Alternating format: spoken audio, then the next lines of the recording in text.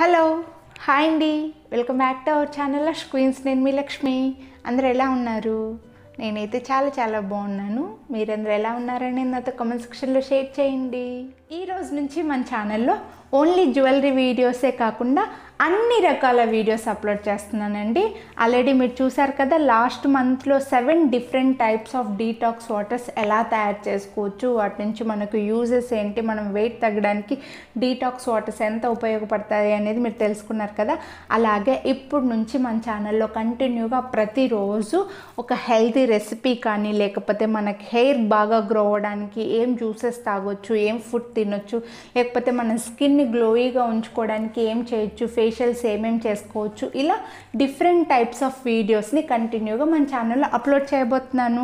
మరి ఇవన్నీ మీరు మిస్ అవ్వకుండా ఉండాలి అంటే మీరు ఇంతవరకు మన ఛానల్ని సబ్స్క్రైబ్ చేసుకొని ఉండకపోయింటే కింద రెడ్ కలర్లో సబ్స్క్రైబ్ బటన్ ఉంది కదా, అది క్లిక్ చేసి పక్కన బెల్ బటన్ని కూడా ఆల్ అని యాక్టివేట్ చేసుకున్నారంటే నేను చేసే వీడియోస్ అన్నీ మీరు మిస్ అవ్వకుండా చూడొచ్చు అనమాట. మరి ఈరోజు ఈ వీడియో ఏంటంటే, క్యాలరీస్ తక్కువగా ఉండి ప్రోటీన్ ఎక్కువగా ఉండే ఒక మంచి హెల్తీ దోశను ఎలా తయారు చేసుకోవాలి అనేది ఈ వీడియోలో నేను మీతో షేర్ చేయబోతున్నాను. చాలామందికి దోశ తినాలి, ఇడ్లీ తినాలి, అది తినాలి, ఇది తినాలని ఉంటుంది. కానీ వెయిట్ పెరిగిపోతున్నాము, మేమేం తినము, అమ్మో దోశ తిన్నామంటే వెయిట్ పెరిగిపోతామని చెప్పి చాలామంది భయపడుతూ ఉంటారు కదా.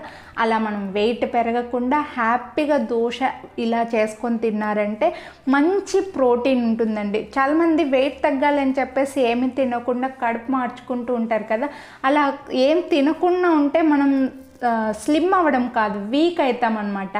అలా వీక్ అవ్వకుండా హెల్తీగా మనం వెయిట్ తగ్గాలి అంటే ఇలాంటి హెల్తీ రెసిపీస్ చేసుకొని తింటూ వెయిట్ తగ్గారంటే మనం హెల్తీగా ఉంటాం, యాక్టివ్గా ఉంటాం, స్లిమ్గా అవుతాం అన్నమాట. మరైతే ఈ దోశ ఎలా తయారు చేసుకోవాలి అనేది ఇప్పుడు చూసేద్దామా? లేట్ చేయకుండా వీడియోలోకి వెళ్ళిపోదామా? Then let's get it video. ముందుగా ఒక కప్పు పొట్టు మినప్పప్పు తీసుకున్నానండి. పొట్టు తీసేసినది కాకుండా తెల్లగా డబుల్ హార్ట్స్ మినపగుండ్లని వస్తాయి కదా, అలాంటివి కాకుండా ఇలా పొట్టుతో ఉన్నవైతే చాలా మంచిదన్నమాట. సో ఇక్కడ అన్నీ నేను ఒక కప్ క్వాంటిటీ చూపిస్తున్నాను మీకు అర్థం అవ్వడం కోసం. కొద్దిగా ఎక్కువ తక్కువైనా ఏం పర్వాలేదండి. రైస్ ఒకటి తక్కువ క్వాంటిటీ తీసుకుంటే సరిపోతుంది. అలాగే ఒక కప్పు పెసరపప్పు, అలాగే ఒక కప్పు తెల్ల శనగలు తీసుకున్నాను. మీ దగ్గర ఇవి లేకపోతే మామూలు శనగపప్పు కూడా తీసుకోవచ్చు. నా దగ్గర ఇవి ఉన్నాయి కాబట్టి ఇలా తెల్ల శనగలు ఒక కప్పు తీసుకున్నాను. అలాగే ఒక కప్పు కందిపప్పు.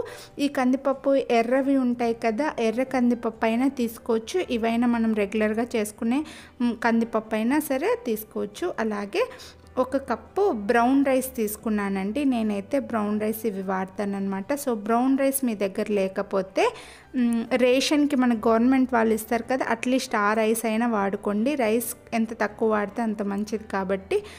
అలాగే కొద్దిగా ఇలా చిన్న ముక్కలుగా కట్ చేసి పెట్టుకున్న అల్లం పీల్ తీసేసి నీట్గా వాష్ చేసి ఇలా చిన్న ముక్కలు కట్ చేసుకొని పక్కన ఉంచుకోవాలి.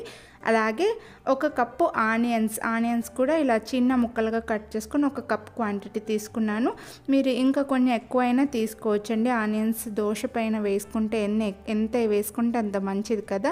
సో అలాగే ఒక కప్పు క్యారెట్ తురుము తీసుకున్నానండి. క్యారెట్ని నీట్గా పీల్ తీసేసి ఇలా తురుముకొని ఒక కప్ క్వాంటిటీ పక్కన పెట్టుకొని ఉంచుకున్నాను. అలాగే ఫ్రెష్ పచ్చి కొబ్బరి ఫ్రెష్గా ఉన్నది ఇలా ఒక కప్పు మెయిన్ క్వాంటిటీ వచ్చేలాగా మొత్తం ఫ్రెష్గా ఉన్న చిన్న ముక్కలుగా కట్ చేసుకొని పక్కన పెట్టుకొని ఉంచుకున్నాను. అలాగే ఒక 4-5 పచ్చిమిర్చి. ఈ పచ్చిమిర్చి అనేది ఇంకో 2-3 యాడ్ చేసుకున్నా ఏం పర్లేదండి. మీరు తినే స్పైసీనెస్ని బట్టి యాడ్ చేసుకోండి, సరిపోతుంది. అలాగే కొద్దిగా ఫ్రెష్గా ఉన్న కొత్తిమీర కూడా తీసుకోవాలి. దీన్ని కూడా బాగా వాష్ చేసుకొని చిన్నగా కట్ చేసుకొని పక్కన పెట్టుకొని ఉంచుకోవాలి. ఇప్పుడు మనం దోశను ఒకవేళ బ్రేక్ఫాస్ట్కి తినాలి అని అనుకుంటే నైటే ఈ పప్పు దినుసులన్నీ నానబెట్టుకుంటే బాగా నానతాయండి. లేదు ఆఫ్టర్నూన్ కానీ నైట్ కానీ డిన్నర్కి తినాలి అని అనుకుంటే అట్లీస్ట్ ఒక 4 అవర్స్ అన్న ఈ పప్పు దినుసులు ఇవన్నీ పెసరపప్పు, మినప్పప్పు, కందిపప్పు ఇవన్నీ ఉన్నాయి కదండి, అవన్నీ ఒక 4 అవర్స్ వాటర్లో నానబెట్టి ఉంచుకుంటే మనకి మిక్సీ పట్టుకోవడానికి ఈజీగా అవుతుంది. బాగా పేస్ట్ అవుతాయి అన్నమాట. సో ఇవన్నీ ఒక మిక్సీ జార్లోకి 1 బై 1 స్లోగా తీసుకునేసి ఇందులో కొద్దిగా పచ్చిమిర్చి ఉన్నాయి కదా, పచ్చిమిర్చి, కొబ్బరి, అల్లం కూడా మిక్సీలో వేసుకోవాలండి.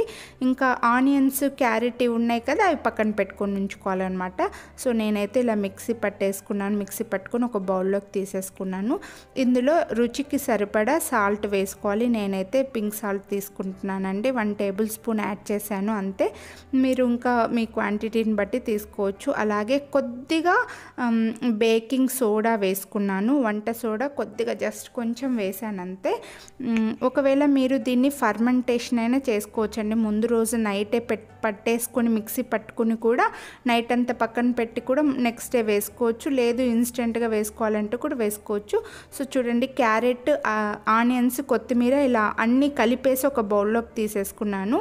ఇప్పుడు మన పిండి రెడీ అయిపోయింది కదా. స్టవ్ మీద ప్యాన్ పెట్టుకొని జస్ట్ ఒక 2 టేబుల్ స్పూన్స్ నేనైతే ఇక్కడ ఆలివ్ ఆయిల్ వేసుకున్నానండి. Just 2 table spoons olive oil వేసుకొని ప్యాన్ వేడెక్కిన తర్వాత ఇలా పిండిని దోశలాగా చేసుకోవాలన్నమాట.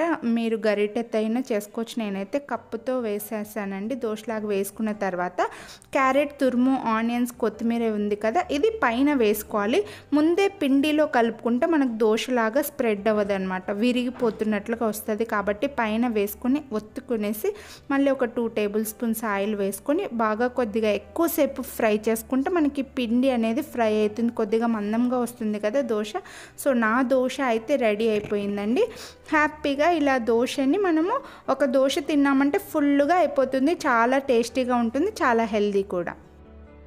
సో చూసారు కదండి, ఇలా మనం డేటింగ్లో ఉన్నప్పుడు ఇలా ఈ పప్పు దినుసులు యూజ్ చేసి దోశ తయారు చేసుకొని 1 or 2 తిన్నామంటే సరిపోతుందండి. మనకు క్యాలరీస్ తక్కువ వస్తాయి, ప్రోటీన్, హై ప్రోటీన్ ఉంటుంది.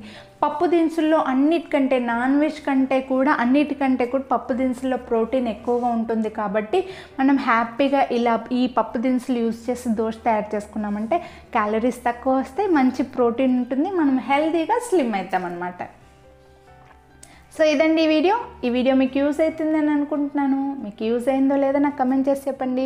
అలాగే మీరు డైటింగ్లో ఉంటే దోశ తినాలి అని అనిపిస్తే ఇలా దోశ తయారు చేసుకొని తిని చూసి దీని టేస్ట్ ఎలా ఉంది అనేది కూడా నాకు కమెంట్ చేసి చెప్పండి.